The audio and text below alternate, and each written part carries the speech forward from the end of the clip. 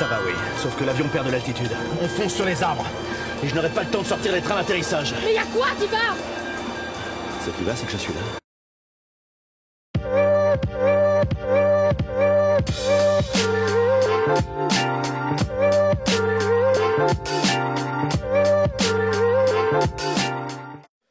Et bonjour à tous et bienvenue sur la chaîne de l'Examen Crypto. Nous sommes le vendredi 28 mars 2025, il est actuellement 6h45. On va faire le point bien évidemment sur les news. On va regarder le Bitcoin, on va regarder les altcoins qui malheureusement repassent dans le rouge. Allez, on s'installe confortablement, on démarre cette vidéo directement avec la partie macroéconomique.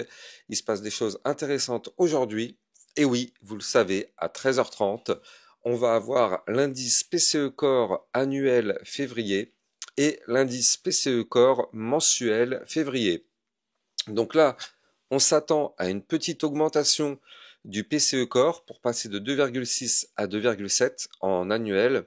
Donc attention, ça peut avoir des impacts sur les marchés. Je rappelle que ces indices sont directement liés à l'inflation et donc ce sont justement des indices qui permettent à la Fed de voir comment justement ils comptent lutter contre cette inflation. Donc à surveiller ce qui va être dit cet après-midi à 13h30, ça risque d'être effectivement volatile. C'est d'ailleurs pour ça aussi que du côté du secteur crypto, bah là on est dans le rouge parce qu'on est déjà en train de pricer un petit peu cette nouvelle. Allez, on démarre avec les news. Du côté des news, pas mal de choses. Alors, hier matin, on avait vu la crypto-monnaie RSR et la crypto IO.net dans le club Lexarocket. Crypto qui nous pousse que Hester Pierce, figure clé du groupe de travail crypto de la SEC, estime que l'avenir de la régulation des actifs numériques passera par des règles plus durables, en effet élaborées directement par l'agence et soutenues par une législation du Congrès. Donc là, on est en train de prendre la direction d'une régulation plus claire pour la crypto aux États-Unis, donc c'est intéressant. On sait que on a besoin d'un cadre clair, mais bon, faut pas non plus que ce soit un cadre trop strict comme ce qu'on a en Europe, mais bon, en tout cas aux États-Unis, a priori, c'est pas la direction qu'ils veulent prendre. Le Wyoming se prépare à lancer son propre stablecoin d'ici juillet. L'État continue d'innover en matière de crypto et pourrait bientôt proposer une alternative adossée à des actifs réglementés. Donc ça, c'est hyper cool comme news quand même. ICE, qui est la société mère du NYSE, s'associe à Circle pour explorer l'intégration des stablecoins et des fonds tokenisés dans les services financiers. L'objectif, utiliser l'USDC et le fonds monétaire tokenisé USYC pour développer de nouveaux produits innovants. Les stablecoins réglementés et les monnaies numériques tokenisées peuvent jouer un rôle clé sur les marchés financiers, affirme Lynn Martin, présidente du NYSE. Donc, là, ça fait quand même pas mal de news par rapport aux stablecoins, donc c'est intéressant. Il se passe clairement quelque chose de toute façon avec les stablecoins actuellement, donc à surveiller. BlackRock lance son ETP Bitcoin en Europe, donc ça on savait, je vous avais effectivement communiqué la news il y a quelques jours, marquant une avancée majeure pour l'adoption du Bitcoin sur le continent. Cependant, les experts anticipent des flux entrants plus modestes qu'aux États-Unis. Bon bah ça, il y a pas de sujet dessus, hein. On le sait, aux États-Unis, ils sont très friands de ce genre de choses. En Europe, nous, on est un peu plus, comment dire, en retrait par rapport à la crypto-monnaie. Donc ouais, c'est sûr que on s'attend à beaucoup moins de flux, mais néanmoins, à partir du moment où le marché est ouvert en Europe sur ces ETF, ETP, bah effectivement, c'est déjà ça, c'est déjà pas mal. Ça permet à nous, Européens, de pouvoir investir dessus. Donc bon, vaut mieux, même s'il y a peu de liquidité comparé aux USA, c'est toujours ça, hein, j'ai envie de dire. Hier midi, on avait vu la crypto-monnaie XRP. On s'attend à une petite chute avant d'aller chercher, pourquoi pas, les 5 $ dans les prochains mois. La crypto Tao avait été analysée dans le club Lexarocket.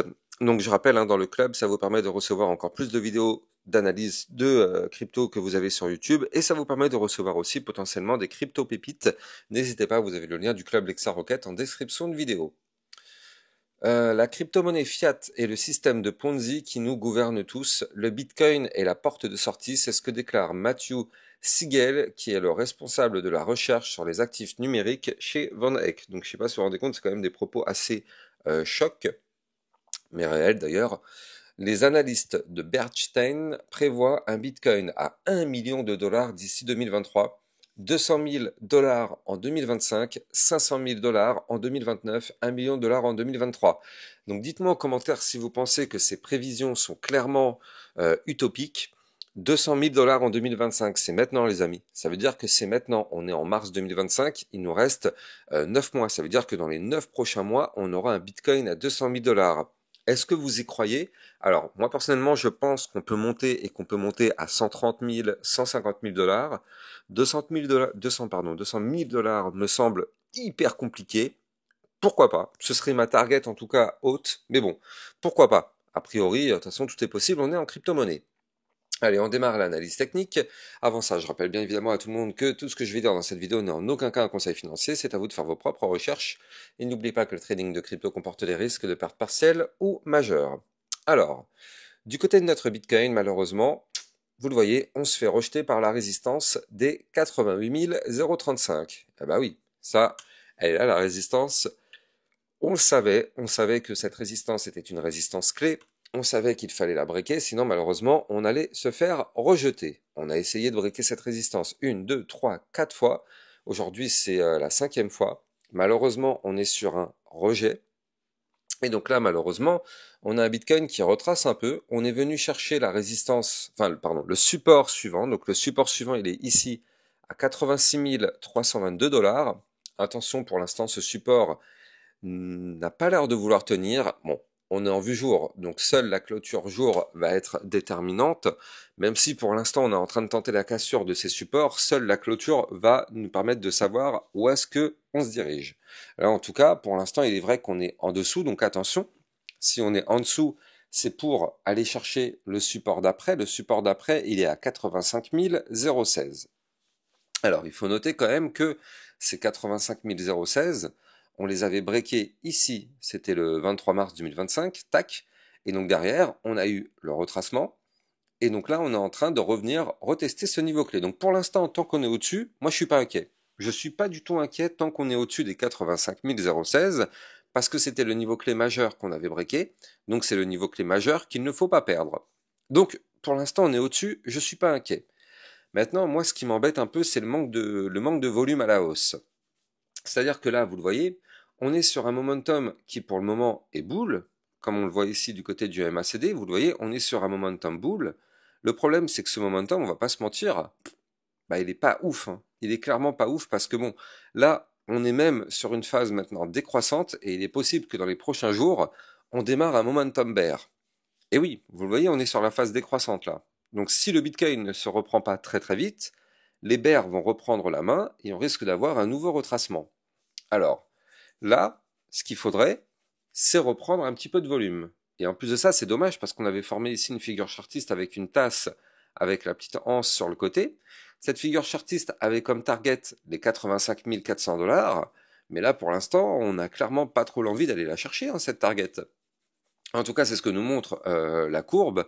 Bon, on est toujours pour l'instant dans la possibilité d'aller la chercher, hein, cette target. Je rappelle que pour l'instant, tant que on est avec cette figure chartiste, et là on est en fait sur le retest. Et oui, on est sur le retest en fait de son niveau clé de la ligne de coup. Donc la ligne de coup, elle était ici à 86 661. Et bien du coup, là vous le voyez, on est au-dessus depuis les dernières bougies. Tac, on s'établit au-dessus. Sauf aujourd'hui, on tente de breaker. Donc c'est pour ça que je vous dis, la clôture d'aujourd'hui va être déterminante. Tant qu'on est au-dessus du niveau clé dont je viens de vous parler, on a l'espoir d'aller chercher la target de ce pattern.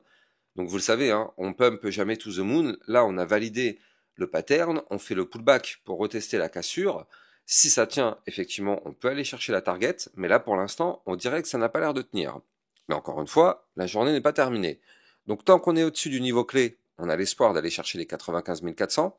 Si on perd ce niveau clé, vous l'avez compris, cet espoir s'envole, et ce serait pour aller chercher les 85 016, puis les 84 252, voire même le prochain niveau clé de support, 82 608 et 81 533.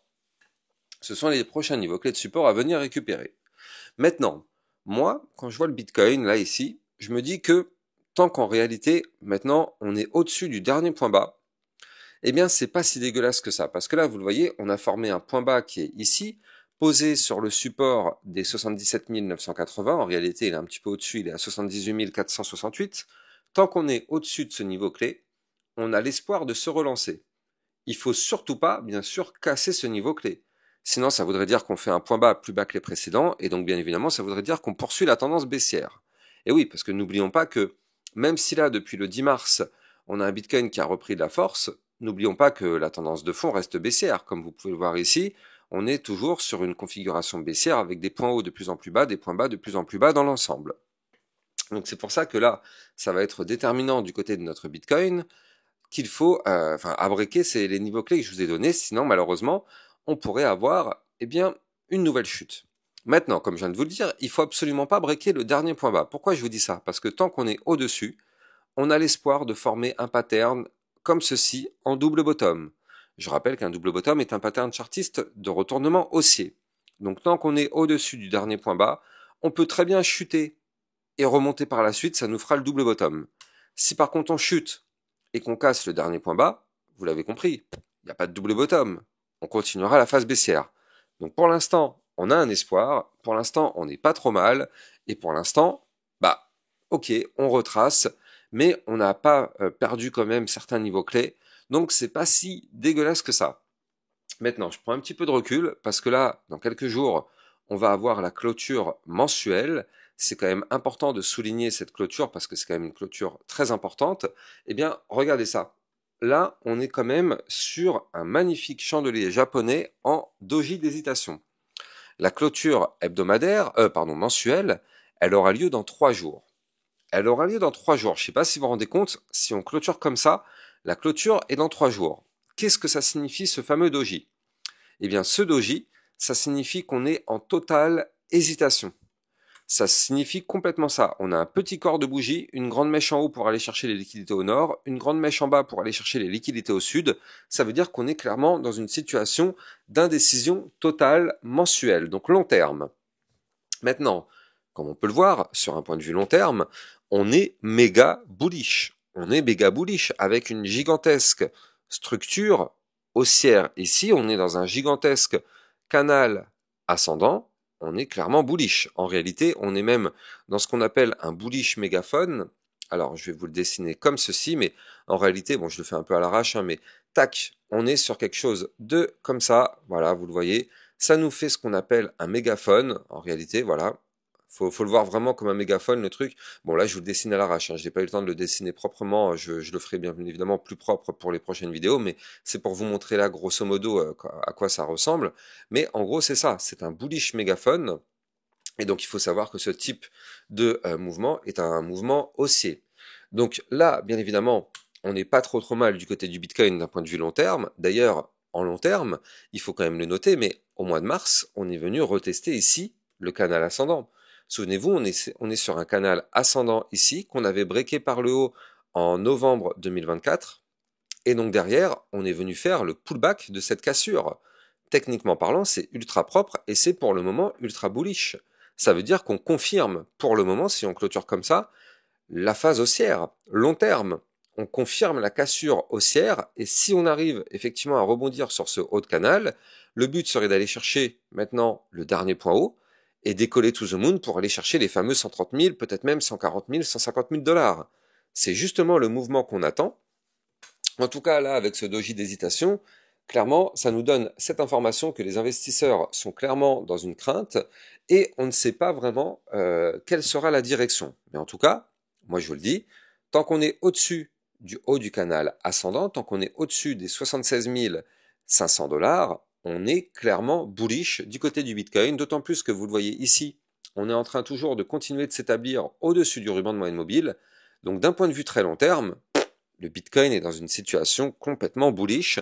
Donc allez chercher les targets, comme on l'a vu tout à l'heure sur mon Twitter officiel. D'ailleurs, je rappelle, vous pouvez me suivre sur Twitter avec mon lien en description de vidéo, mon lien de Twitter officiel. Mais quand on rejoint les prévisions faites par Bernstein, on voit 200 000 dollars en 2025. Bon, encore une fois, je vous dis, ça me paraît très très haut. Mais en 2025, aller chercher les 130 000, 150 000 dollars, quand moi je vois la configuration actuelle, je me dis que c'est largement possible. Regardez, les 150 000 dollars, ils sont ici. Hein. les 150 patates, elles sont là. Tac, elles sont ici. Donc là, du coup, c'est largement possible. Si on arrive à rebondir sur ce canal ascendant, on casse le dernier point haut, bah on y va, hein. Clairement, on va y aller. Alors, bon, j'exagère peut-être parce qu'on aura quand même une résistance long terme majeure ici qui pour l'instant nous a empêché d'aller plus haut.